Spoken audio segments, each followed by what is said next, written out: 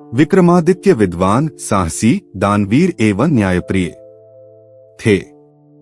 एक दिन उनके दरबार में दो व्यक्ति आए। एक ने कहा, राजन, हम दोनों में विवाद चल रहा है कि कर्म महान है या भाग्य।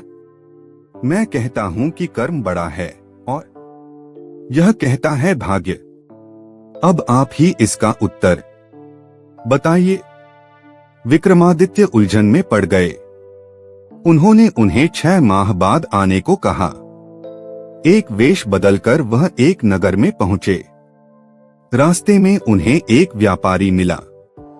व्यापारी ने राजा से पूछा, कौन हो भई? नगर में नए जान पड़ते हो। मेरा नाम विक्रम है, मैं कल ही यहाँ आया हूँ। इस समय नौकरी की तलाश में जा रहा हूँ। राजा ने कहा, एक सेवक की तो मुझे भी जरूरत है। अगर मेरे पास नौकरी करना चाहो तो बताओ, कितना वेतन लोगे? व्यापारी ने पूछा।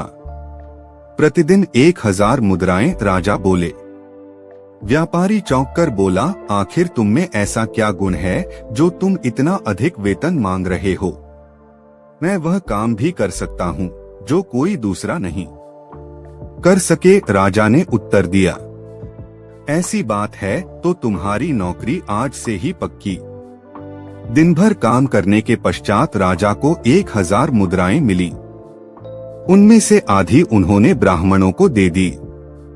बची मुद्राओं में से आधी गरीबों और भिखारियों में बांट दी। शेष में से कुछ साधु सन्यासियों को दे दी तथा कुछ अपने खाने पीने के लिए रख ली। राजा जब भोजन ग्रहण करने बैठे तभी अचानक एक योगी आ गया। बोला, बेटा, बहुत भूखा हूँ, कुछ खाने को हो तो दो। राजा ने अपनी थाली योगी के आगे रख दी। योगी भोजन करके आशीर्वाद देकर चला गया। राजा को भूखा ही रहना पड़ा। राजा ने सोचा, आज मेहनत की, पैसा भी कमाया, पर भोजन भाग्य में न था, इसलिए न मिला। हाँ, दूसरों की सहायता करने का पुण्य भाग्य में था, सो मिल गया। अगर परिश्रम ही न करता तो न भोजन मिलता और न ही पुण्य। कुछ दिनों बाद व्यापारी सेवक बने राजा व कुछ अन्य सेवकों के साथ विदेश यात्रा के लिए निकल पड़ा। एक दिन अचानक समुद्र में तूफान आ गया। जहाज डगमगाने लगा। सभी लोग घबरा गए। व्यापारी ने कप्तान से कहा, लंगर डालकर जहाज को यहीं रोक लो, तूफान रुकने पर आगे चलेंगे। थोड़ी देर बाद तूफान थम गया, किंतु कप्तान की बहुत कोशिश के बाद भी लंगर उठा नहीं और जहाज आगे न बढ़ सका। तभी व्यापारी ने राजा को बुलाया।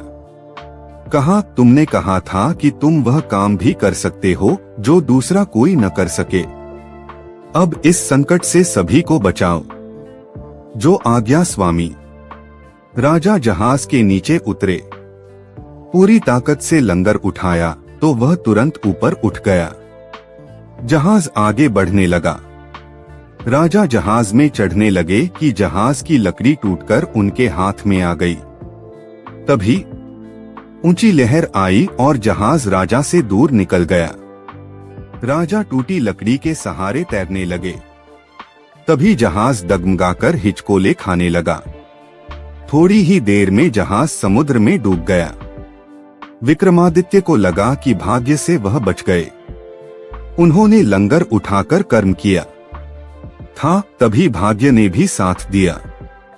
जहाज के टुकड़े के सहारे राजा एक टापू के किनारे आ गए। वहां एक नगर था। राजा नगर के द्वार पर पहुंचे। वहां बड़े बड़े अक्षरों में लिखा था, सिंहल देश की राजकुमारी का विवाह राजा विक्रमादित्य से होगा। एक दिन वह यहाँ अवश्य आएंगे। राजा असमंजस में थे कि द्वारपाल की आवाज से चौंक पड़े। कौन है आप श्रीमान? मैं राजा विक्रमादित्य हूँ, राजा ने कहा। स्वागत है राजन, हम सब आपकी प्रतीक्षा में थे, कहकर द्वारपाल राजा को तुरंत राजकुमारी सिंहावती के महल की ओर ले गया। राजकुमारी से उनका विवाह हुआ। पूरे नगर में खुशियां छा गईं। राजा विक्रमादित्य के दिन आनंद में बीतने लगे।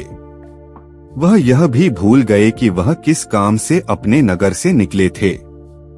एक दिन राजकुमारी की एक दासी ने राजा से कहा, क्षमा करे राजन, आप अपना जीवन यहाँ क्यों नष्ट कर रहे हैं? आप यह भूल गए हैं कि आपको कुछ और भी करना है। राजा ने कहा, तुम ठीक कहती हो, यह तो कोई मायावी नगरी लगती है। यह बताओ कि मैं अपने राज्य वापस कैसे जाऊं? चारों ओर तो समुद्र ही समुद्र है। राजकुमारी के अस्तबल में काले रंग की एक जादू की घोड़ी है। वह उड़कर दुनिया के किसी भी कोने में जा सकती है। आप अवसर मिलते ही यहाँ से निकल जाइए, दासी ने बताया। एक दिन राजा जादुई घोड़ी पर सवार होकर अपने नगर के समीप पहुंच गए। उन्होंने घोड़ी को वापस भेज दिया। नगरवासी राजा को देखकर फूले न समाये। अगले दिन राजा ने दोनों व्यक्तियों को बुलाया। राजा विक्रमादित्य ने अपने अनुभवों के आधार पर कहा, भाग्य और कर्म साथ साथ चलते हैं। ये एक ही गाड़ी के दो पहिए हैं। अगर भाग्य साथ दे किंतु कर्म न करो तो कुछ भी प्राप्त नहीं होता। इसी तरह यदि कर्म करो पर भाग्य साथ न दे तब भी कुछ हासिल नहीं होगा। दोनों व्यक्ति राजा का उत्तर सुन संतुष्ट होकर चले गए। प्रश्न स्वरूप जौहरी। भगवत गीता के अनुसार कर्म बड़ा या भाग्य? भगवत गीता के अनुसार कर्म बड़ा या भाग्य, इसे समझने के लिए सबसे पहले हम आपको एक कहानी सुनाते हैं। एक विद्यालय में दो विद्यार्थी अजय व विजय पढ़ाई करते थे। अजय बहुत मेहनती था। वह अच्छे से पढ़ाई करने के बाद भी कक्षा में प्रथम स्थान प्राप्त करने में असमर्थ था, जबकि विजय नकल करके पास होने व भाग्य में विश्वास रखने वाला विद्यार्थी था। अजय और विजय धीरे धीरे अच्छे दोस्त बन गए। अजय भी मेहनत के स्थान पर भाग्य में विश्वास करने लगा, किंतु जब परीक्षा हुई तो अजय विजय के जैसे नकल नहीं कर पाया और वह फेल हो गया। जब उनके अध्यापक को इस बात का पता चला कि अजय फेल हो गया है, तब अध्यापक ने उन्हें समझाया कि क्या तुमने कभी बैंक के लॉकर का इस्तेमाल किया है? बैंक लॉकर दो चाबियों की मदद से खुलता है। एक चाबी उपभोक्ता के पास होती है तथा दूसरी चाबी बैंक के मैनेजर अपने पास रखता है। ठीक इसी प्रकार हमारा जीवन भी दो चाबियों अर्थात भाग्य तथा कर्म की चाबी पर निर्भर होता है, तथा बैंक मैनेजर की भूमिका ईश्वर अर्थात भगवान निभाता है। हमें अपने जीवन में अपने कर्म रूपी चाबी का इस्तेमाल करते रहना चाहिए। क्या पता कब ईश्वर अपनी भाग्य रूपी चाबी का इस्तेमाल करें और हम सफल हो जाएं।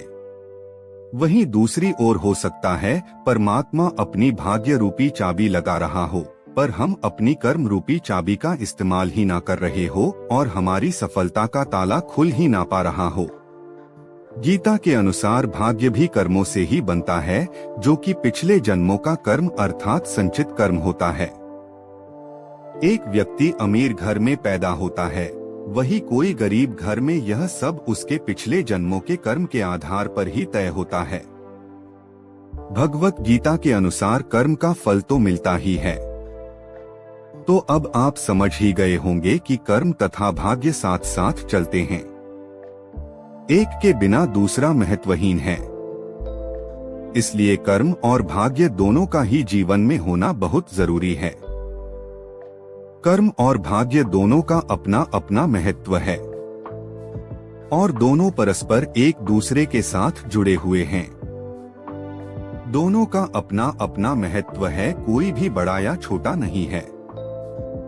अगर हम कर्म नहीं करेंगे तो भाग्य भी हमारा साथ नहीं देगा, क्योंकि दोनों का एक दूसरे के साथ जुड़ा होना है। अगर आप कर्म नहीं करेंगे तो आपके भाग्य में जो लिखा है वो आपको कैसे मिलेगा? हम जैसा कर्म करते हैं भाग्य भी वैसा ही बन जाता है। अगर भाग्य बड़ा है तो आप कर्म मत करो और ये सोचकर बैठ जाओ कि जो भाग्य में होगा वो मिल जाएगा, तो यकीन मानिए आपकी जिंदगी जानवरों की तरह हो जाएगी। क्योंकि हम कर्म नहीं कर रहे और बिना कर्म किए कुछ भी प्राप्त नहीं किया जा सकता। जो जैसा कर्म करेगा वैसा पाएगा। अब जो हमें मिलता है वही हमारा भाग्य होता है। गीता में भगवान श्री कृष्ण ने कहा है, कर्म करो, फल की इच्छा मत करो। परंतु भगवान साथ में ये भी कहते हैं कि अगर तुम्हारे कर्म उचित होंगे तो फल अवश्य मिलेगा, और जो फल मिलता है वही हमारा भाग्य बन जाता है। हमारे विचार भी हमारे कर्म हैं। हम जो बोलते हैं वो भी कर्म है, यानी कि हम हर एक क्षण कर्म कर रहे हैं और हमारे कर्मों के अनुसार हमारा भाग्य बन रहा है। भगवान बुद्ध ने कहा है कि हम अपने विचारों का ही परिणाम हैं, यानी कि हमने विचार करने का कर्म किया और हमें परिणाम मिला, वो हमारा भाग्य हो गया। अब विचार नकारात्मक है या सकारात्मक, लेकिन हमने कर्म किया और हमें उसका परिणाम मिलेगा। जिस प्रकार दुर्योधन ने किया, दुशासन ने किया, गुरु द्रोणाचार्य ने किया, कर्म अर्जुन ने भी किया, फल मिला, यानी कि मिला जो भाग्य में था, परंतु कर्मों के हिसाब से मिला सबको। कर्म अगर पशुओं के समान होगा तो भाग्य भी पशुओं समान होगा। यकीन ना हो तो एक बार खुद अपनी जिंदगी में आजमा कर देखिए कि भाग्य में जो होगा मिल ही जाएगा। एकदम निठल्ले होकर बैठ जाइए, आपको पता लग जाएगा कि भाग्य बड़ा है या कर्म।